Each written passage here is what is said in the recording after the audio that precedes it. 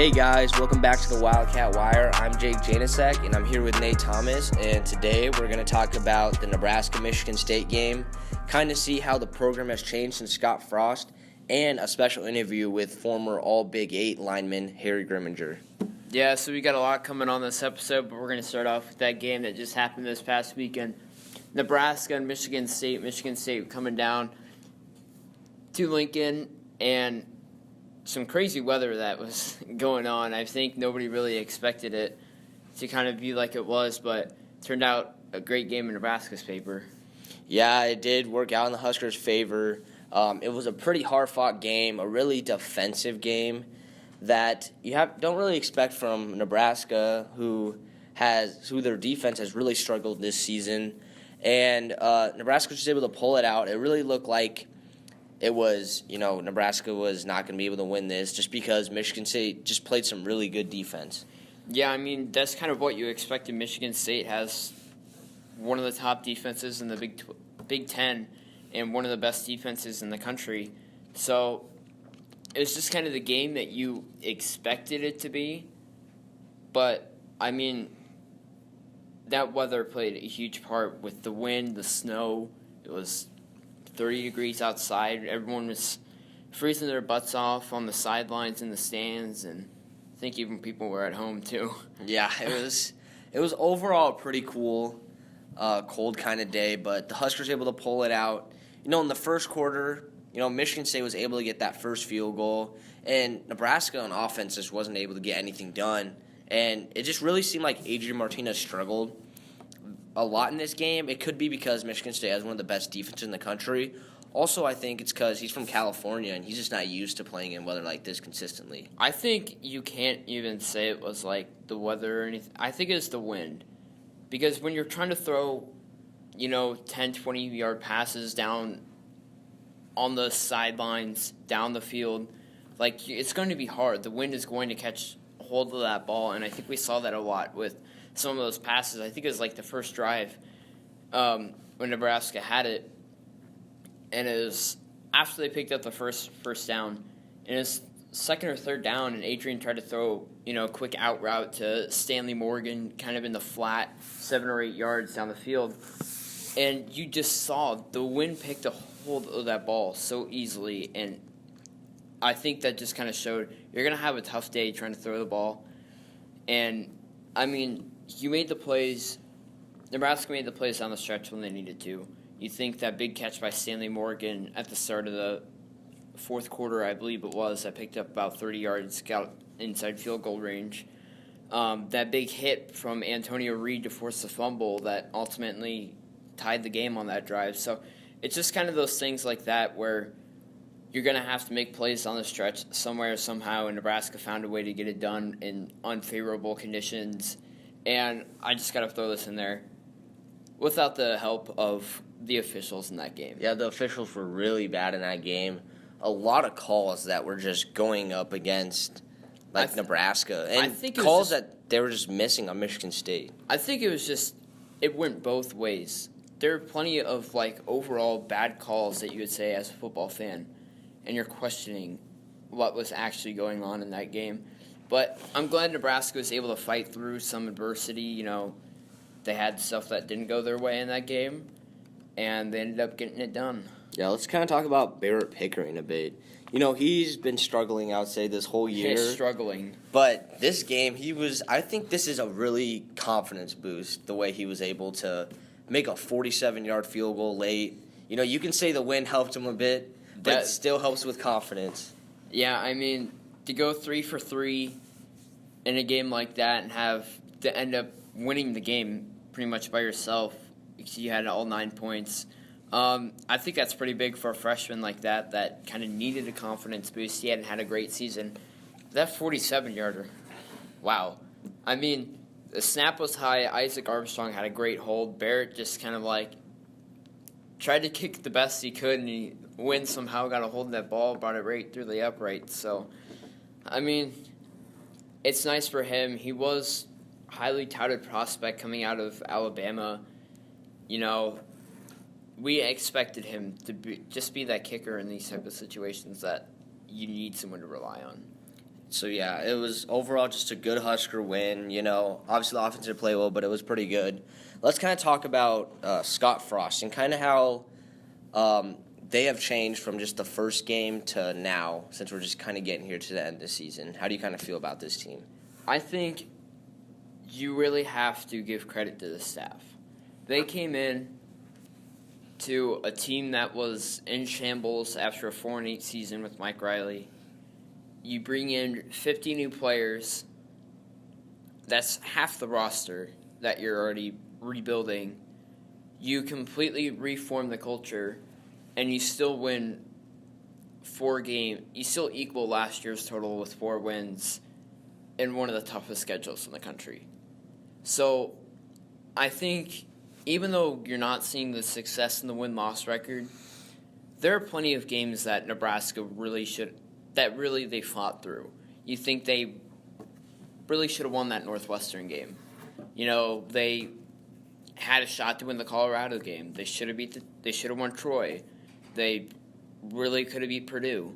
So I think that's 4 wins as you're counting there that Nebraska, I think, would like to have back this year.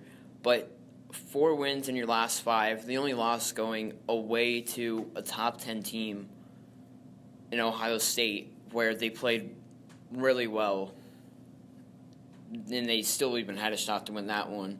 So I think you really have to commend the staff. They've done a great job. The players have played really well. They've bought in. I think that's all you heard at the beginning of the season was, how well is this team going to buy in? And I think you're just seeing it now. Yeah, let's kind of talk about the Iowa game here. Nebraska's going in there with all the confidence in the world. Iowa, I would say they're kind of down, Nate, after just missing out pretty much on the Big Ten West. Right now, Iowa's an 8-point favorite, but how are you kind of looking at this game? I think Nebraska really has a strong shot doing this game. I'm going in and saying Nebraska will win this game, just because, if I'm not wrong, Iowa struggled a little bit with Illinois this past weekend. And that's 63-0. From what I heard was they struggled a little bit. That's good. No, yeah, I don't think Iowa really struggled in that game. But I think Nebraska can really put together something against an Iowa defense that is not even as good as Michigan State. And I think they kind of know how to get things done now. You saw it at the beginning of the year. We were like, we just don't think this team knows how to win. It's going to be a long, struggling season. They're going to go 1-11 or 2-10, and we'll just get on with it. But, you can really think that you have a strong shot to beat Iowa. Yeah, if they do beat Iowa 5-7, I think they're gonna unfortunately miss out on a bowl game this year. Even though that list of 20 of 22 things have to happen on this list for Nebraska to make a bowl game. Yeah, it's a lot of. They're all kind of like scenarios that could happen. It's sports. Someone said it I forget who said it during the game, but one of the guys from Fox literally said, anything can happen because it's sports. And that's just my kind of thing, but can we really expect for some of those games to really happen for Nebraska to make a bowl game? Mm-hmm. I just don't think that it's going to be reasonable. But, this is kind of how everyone thought the season would go. But Nebraska fans are optimistic. Mm-hmm. We're always thinking that we can do a lot better than we are and everything like that. But I think we knew this team was going to have some struggles. And I think we saw that this year, but they're getting better, and I'm excited for the future. Yeah, I'm definitely excited for the future. This staff has really changed the culture, and it's good to see that the players are finally buying in here. This season could have gone completely different. We could have had a really good winning record. The Big Ten West was down this year. Nebraska could have won it. They could have honestly, I'm going to bring it back to that Akron game. If that Akron game was never canceled and Nebraska won, do you think the season would be different? Yes, because you go into that Colorado game now having Adrian Martinez is now a one-game experience quarterback instead of a first-game starter. Some of these guys have now played in the offense for a game, kind of know how it's supposed to work on the field, and you're not trying to figure it out against a Colorado team that started really hot but has struggled as of late. I think it's just it's still not a bad Colorado team. And I think we said that after the game. You have a Montez that had a pretty good year, is going to probably play in the NFL after this year. Laviska Shenault is a really good player, too, for that offense. So this is not a bad Colorado team, and I think it was just really hard to try and work everything out and still focus on trying to win that game. Yeah, but I kind of want to shift it. Let's kind of look at this team next year, having 1 year under the staff, you're able to get that culture kind of change. How are you kind of seeing next year kind of turning out? And you're also bringing in a top 25 recruiting class in the country. This class could really be a lot better than I think what a lot of people are giving credit for. And you bring some of these guys in that are willing to work hard, that want to play for Nebraska, and it can do wonders. We saw it back in the 90s. You don't have to have the 5 stars and all the number 50 recruits in the country to come to Nebraska and win. You just have to be willing to put in some effort and get better. And so I think this class can do that, and this could be a really big team. And next year, that schedule is really favorable to win the Big Ten West at least, and possibly even win the conference championship. Yeah, you're right. Really favorable schedule. I would say their toughest game right now. I mean, at Colorado still could be a tough game for Nebraska. But depending on how their new coaching staff works. Mike McIntyre just got fired yesterday. So that Colorado team is looking for a new head coach who's got 1 game left of the season. I think they're trying to fight to become bowl eligible too. So, that Colorado game could be a little tough. It's a rivalry game to them. And their fans are going to show up and be obnoxious and a little dumb. I saw the video of Colorado fans throwing snowballs at Utah players. Yeah. So it might be a little tough in that game, but otherwise, there really isn't that many other big games that Nebraska could struggle in besides Ohio State and possibly at Purdue if Jeff Brom stays. So, you're looking at a favorable schedule that could really get Nebraska a 9 or 10 win season next year. Mm-hmm. And it's good enough that they can win the Big Ten West. Yeah, you're definitely right. The Big Ten West, most of the teams, if Jeff Brom leaves Purdue, most of those teams are going to be in a complete rebuild mode. Northwestern, I think they're going to be in a rebuild mode. Yeah, they've got a lot of seniors on that team. Wisconsin's going to be in a rebuild mode, I feel. It's really interesting with Wisconsin because they lost so many seniors last November, and this year they're kind of transitioning. It's not a great Wisconsin team like they have been in years past, but everyone's saying, well, Paul Chryst is finally going to get his quarterback. He's not going to be dealing with Alex Hornibrook any longer. That just isn't that great of a level. But you still think Jonathan Taylor can leave. That's what I was thinking. I think Jonathan Taylor, he's still having an all right year, even with the struggles by Wisconsin. And I think he's a definitely NFL caliber running back. Yeah, Jonathan Taylor is a great running back. It'll be interesting to see if he wants to stay this winter. But, you look at some of these other... What else? You might get a quarterback who might turn out. He might not. If you're Nebraska, you have 7 of your 11 starters coming back. You're going to lose a 1,000-yard rusher and 1,000 yards in receiving possibly. With Ozigbo and Stanley Morgan and 2 guys up front. But, I think the thing I'm most concerned about this team next year, who's going to step up and provide that same leadership that the seniors did this year. I think everyone just this weekend, with it being senior day, is oh, they've done so much for this program. I think we say that every year, but I think this one's special. They were the guys that helped turn this season around. I remember reading that everyone's saying, oh, after the Purdue game, they went and they talked to Coach Frost and the rest of the staff, like, what can we do to get better? And I think those are the type of guys that you need.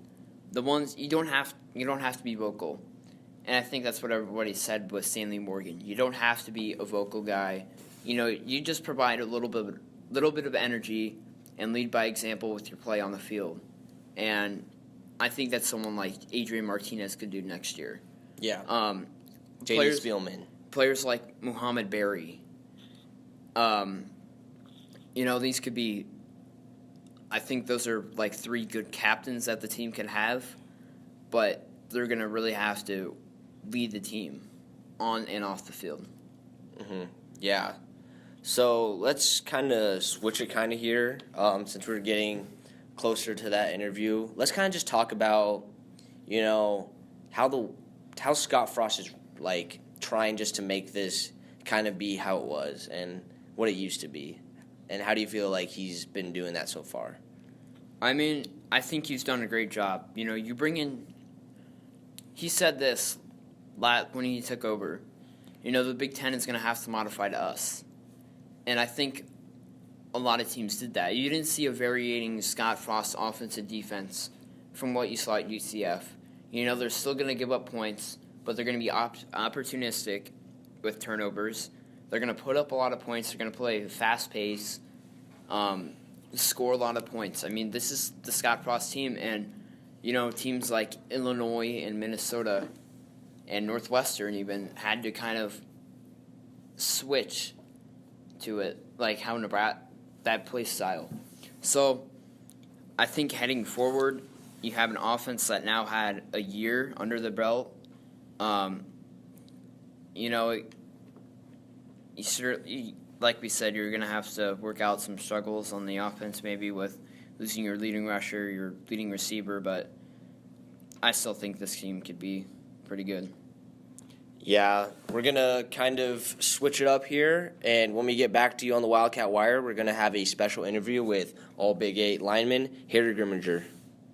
All right, welcome back to the Wildcat Wire, everybody, and we're joined now by our special guest, Mr. Harry Grimminger, former Husker and all Big 8 lineman. How are you feeling today? Feeling great. Day before a three-day break, gentlemen, so we're all feeling good, aren't we? Yeah. So we're just going to first kind of start off talking about your time as a Husker playing in the 80s, obviously, with a great team around you and Heisman Trophy winners and players that went on to have great careers. Kind of how was it back then? Well, that was a lot of years ago before you guys were even born. But you're right, as you make comments about great players, that was a great offensive team in 1983. I did have an opportunity to block for a Heisman Trophy winner, which was pretty cool. He really made your job easy because he would hit the hole and he'd be gone. And he's really good at setting up blocks as well, which made a huge difference for an offensive lineman. We had Dean Steinkuhler in that offensive line, who went on to be a great player. Irving Fryer was a great NFL player. Turner Gill was a quarterback who was really a great leader and really did a nice job. So offensively, we were really loaded. It was really disappointing that year. We ended up getting beat in the Orange Bowl by Miami, the famous two-point conversion by Coach Osborne, which really made people look at him a little bit differently, even though he already had a lot of respect. So, yeah, it was a great moment, great opportunity in my life to be a part of that program, and Coach Osborne and his staff really did it right and did things the way they needed to be done. So how was it just playing like for Tom Osborne back in the day? He's obviously a legend. Even at that time, he was moving in that direction. That was fairly early in his career. He'd probably been in that position 8, 10, 12 years. Hadn't had the kind of success he would go on to have later. but you could tell that he was an individual that a lot of integrity, really straightforward kind of person. No profanity, no screaming and yelling, but he got it done in other ways. I think that he and his staff really knew what they wanted to do offensively and defensively, and that's really important. And I think we've seen with the past 3 coaches or so that they at times really didn't have a good feel for what they could hang their hat on. And he was really good at that and creating a vision and a path and knowing how they were going to get there. And he stuck with that with some revisions and modifications along the way, but he knew what he wanted to do. So now we kind of see Scott Frost, the native son of Nebraska, former player. I know you're a little too old, didn't quite play with him, but how do you kind of see the similarities between the way he's run the program the past year compared to how Coach Osborne ran it 20 years ago? Yeah, that's a great question because I think there are some similarities, and I think there are some things that Scott has brought to the program that he learned from Coach Osborne. So certainly going back to the notion of they know what they want to do. They believe in something, and that's what they're going to do, and they're going to keep doing it and try to get better at it. But again, as I stated earlier, making some revisions as they have to. But offensively, they really know what they want to do. Defensively right now, they're struggling at times a little bit. They're trying to get better at creating turnovers. Personally, I feel like in the Big Ten, they're going to have the ability to stop people a little bit better. I don't think you can win games 55-52 like you could down in, I'm not sure what the name of that conference is down there, but you're not going to be able to win those kind of games against Penn State, Ohio State, Wisconsin, Iowa.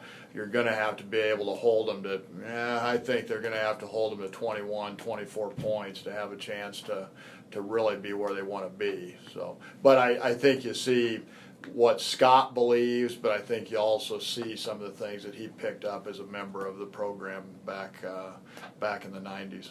So how do you feel about like the state of the Husker football program right now? I feel good. As a former player, this is what I was really looking for, a coach that knew what he wanted to do, believed in something, and was going to keep trying to replicate that. And you can see right now he's got the kids playing really hard, and that's really a key in football. The guys are coming out and they're playing hard and they're leaving it on the turf. So I feel good. Offensively, certainly. They've got a little work to do defensively, but I think they've got good people in place that will give them a chance to get better. I know we have a couple of players the past few years that have gone down to Nebraska and for walk-ons. We have one this year, Brody Belt last year. Have you spoken to them at all, kind of talked to them about the program or anything like that? I don't really talk to those guys. I kind of stay out of it. I don't know if they wanted to talk. I certainly would. But I think what you see with guys like Brody Belt, our program here at Millard West, our kids are really well coached. We don't necessarily have the talent that like an Omaha Burke has right now, and really we've never had just a ton of talent in our program. We've just had good, solid football players that are coached well, and I think that gives those kids a chance to go on and at the next level. And in this offense, Brody will have a chance. He'll just have to work really hard and see what happens for him. So, since you played in the 80s and kind of looking at football today, how do you feel about how football has changed since then? Like, do you kind of like how it's changed, or do you think it's kind of become a lot more of like a softer kind of game? I think the rules have mandated that it's a little bit softer. It's probably not quite as physical, honestly, and I'll probably sound like a get off my lawn old man. But at Nebraska, I miss the fullback and the I back, and I miss the old style that Osborne brought to the program, just the physical running game, and that's kind of what we hung our hat on, and really that's what the national championship teams hung their hat on too. But it's also a different era, as you say, and it's a different game. And am I a fan of the kind of things that Coach Frost does? No, but he does what he does well. So I'm supportive of that. It's just I would prefer to see something different. But he knows what he wants to do and what he believes in, and I think it's going to get him where he needs to be. Any other questions, Jake? No, I think that's pretty good. All right. Thank you, Mr. Grimminger. That's going to do it for us here on the Wildcat Wire. We'll catch you guys next time after Thanksgiving.